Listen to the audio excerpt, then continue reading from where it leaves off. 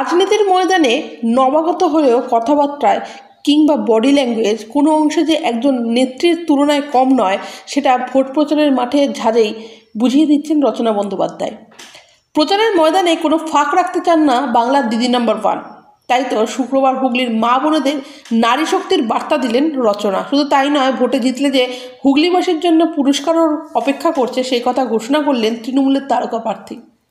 হুগলি লোকসভা কেন্দ্রের অন্তর্গত সপ্তগ্রাম বিধানসভায় সেনেট বিশালক্ষীতলা মন্দিরে পুজো দিয়েই শুক্রবার প্রচার অভিযান শুরু করলেন তৃণমূল প্রার্থী রচনা বন্দ্যোপাধ্যায়।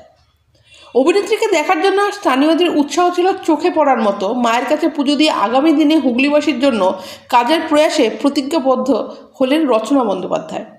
তৃণমূলের তারকা প্রার্থী জানান, আমি হুগলিতে এসে মানুষের ভালোবাসা পেয়ে আপ্লুত। আগামী দিনে হুগলির মানুষদের জন্য কাজ করতে চাই। যতদিন যাচ্ছে ততই অভিজ্ঞতা হচ্ছে, আর পাশাপাশি দায়িত্বও বাড়ছে। দিদি নাম্বার 1-এর মঞ্চে যেমন প্রতিযোগীদের পুরস্কারে ভরিয়ে দেন, সেক্ষেত্রে ভোটে জিতলে হুগলির মানুষ তার কাছে কী উপহার পাবেন, এই প্রশ্ন ছুটতেই রচনা বন্দ্যোপাধ্যায়ের জবাব, আগামী 5 বছর মানুষ আমাকে পাশে পাবে। তাদের সুখ দুঃখ যাবতীয় অভাব অভিযোগের কথা আমাকে জানাতে পারবেন। টেলিপর্দার দিদির প্রতিশ্রুতি, শুধু এখন নয়, ভোটের পরে এবং তারপরেও আমাকে দেখতে পাবেন আপনারা।